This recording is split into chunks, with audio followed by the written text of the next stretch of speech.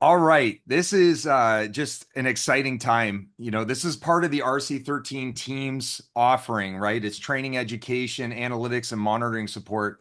And, what I want to be able to do for all the players and teams that we come in contact with is to provide them with education from experts. I'm wild about injury protection and durability and all elements of training. But we have unbelievable consultants, and one of our leading ones is Julia Long. I'm going to give a quick intro to her, but Julia was overseeing all of sports nutrition for the Chicago Cubs, and then most recently the Houston Rockets.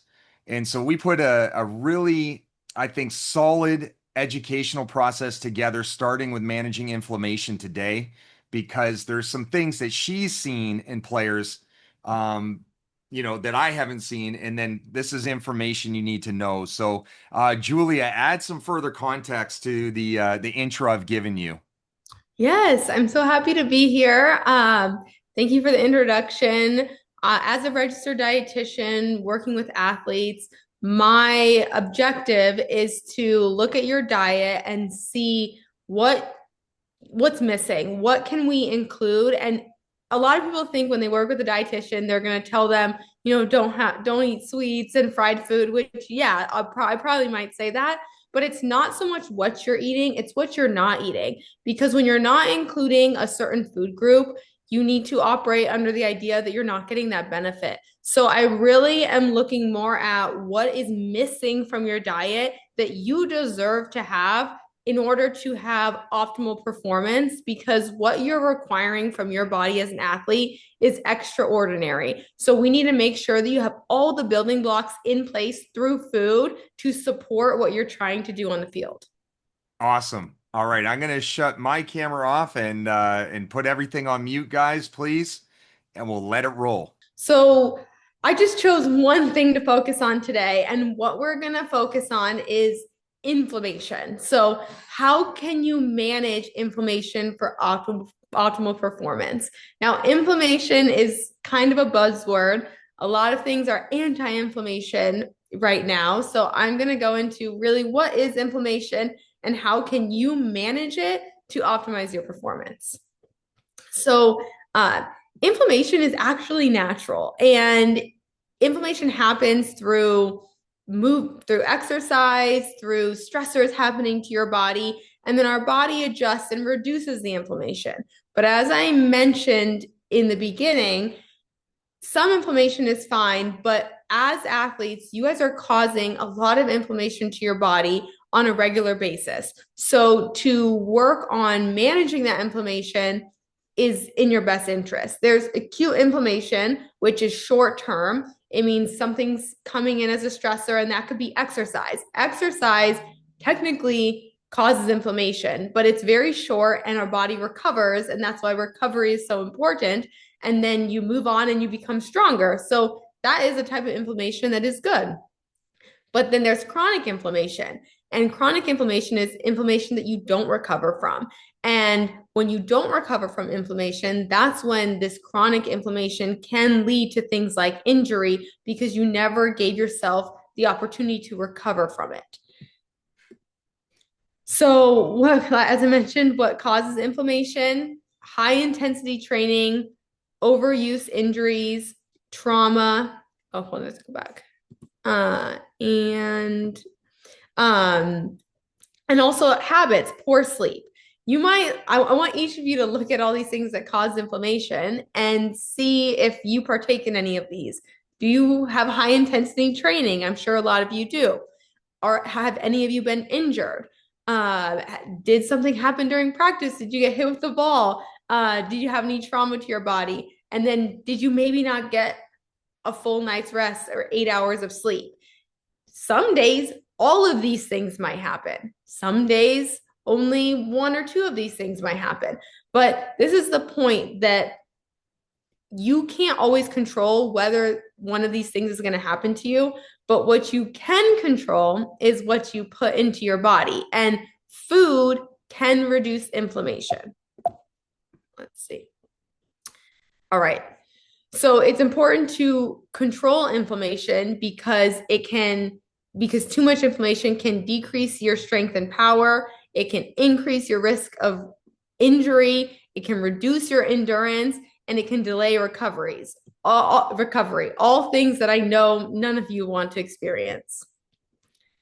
So, as I mentioned, you can't control some of the things that cause inflammation, but you can control things that reduce inflammation. Things that reduce inflammation: fruits and vegetables, whole grains, nuts and seeds, healthy fats, and spices. But then there are foods that do increase inflammation. So food is one of those things that it happens every day, whether you're thinking about it or not. You're eating meals. And you guys as athletes are also using your bodies with the goal of getting stronger. So you cannot afford to have foods that increase inflammation because, as we mentioned, you are already increasing inflammation, which can be a good thing, but too much of it can be a bad thing. So when sugar here and there is fine. Fast food, fried foods here and there is fine. But on a day where you overtrained, you didn't get sleep, you cannot afford to have another stressor on your body because your stress cup is already full. And if you overflow that stress cup, that's where you can increase your risk of injury and reduce how productive you are on the field. And then today's highlight and focus is omega-3s. Omega-3s are just those as a superpower ingredient in some foods. And what it does is it reduces inflammation. So an omega-3 is an essential fatty acid, meaning that your body needs it, but it can't make it on its own. So the only way it can get omega-3s is through eating foods that have omega-3. That's literally the only way that you can get omega-3s. And foods that are high in omega-3s are fish, which is the animal source, and then nuts and seeds, which is the plant source. The animal source is more abundant and it's easier for our bodies to absorb, but the plant source is fine as well. And omega-3s come into your body and they reduce inflammation. They are an anti-inflammatory food that help reduce inflammation so that you can operate to the best of your ability. As I mentioned, high omega-3 sources are fatty fish like salmon, mackerel, sardines, herring, flax seeds, chia seeds, walnuts, and then you can also take a supplement. But for you guys, I would only recommend NSF certified supplements that are third-party tested. And in baseball, in MLB, that is required. Why would I recommend omega-3s? Because they reduce muscle soreness, you get faster recovery, they support joint health, they improve mobility, and they also omega-3s are great for your brain and they boost mental focus, which is such an important part of sports that I feel is often overlooked. Of course, your body needs to be in tip-top shape, but especially in baseball, so does your mind. So you can actually test for omega-3s through blood testing. So there's some at-home blood testing kits, and also you can go to a facility and get your omega-3s tested to see if you have enough in your body. And you can analyze your omega-3. So what you can do is get a baseline test and then test it over time and include more omega-3s into your diet, and then test your omega-3s in your blood over time to maximize your recovery and your performance potential.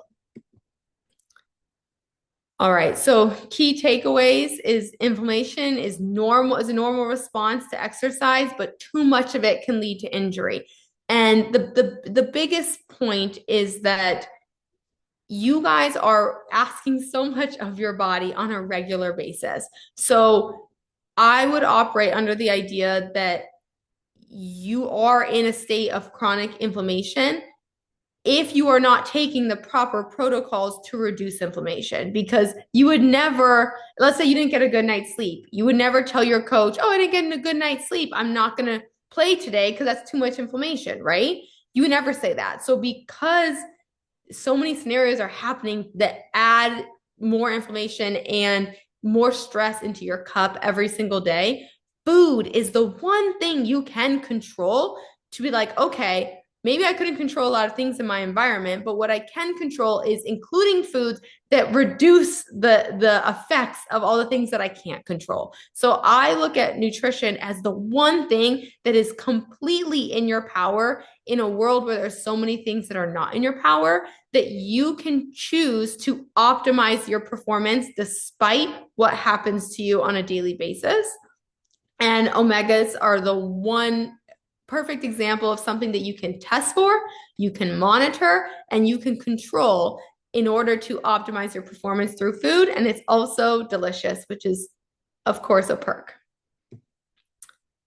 All right, that is all I have. Now we can open it up to questions.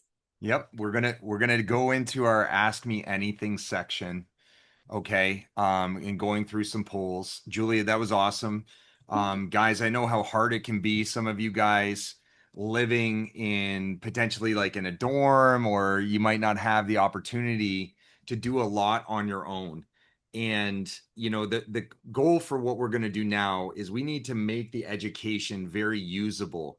We have to be able to go from what you're learning here. Now you're understanding a little bit more of the food sources, and talk a little bit about this, as far as how as a team you guys can make necessary changes. Obviously there's things that are going on with your own nutritional needs. Some of you have intolerances, there's allergies. When Julia went through testing and supplementation, we are in the development of signing some deals with some companies that do testing. We do supplements, so the MLB approved supplements are 20% off if you're low on omegas, and we can talk about certain brands in this discussion in a little bit. But it's all about making key changes. And for some of you, you guys will see, the importance of having a person like Julia who's a consultant with our firm, and she dominates with a lot of our high-end athletes. I would say, would be in your best interest at least to consider this option. If you guys have never worked with a dietitian before, you're leaving a lot on the table.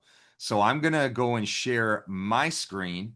All right, and we'll go over to desktop 3 in just a moment to review the data.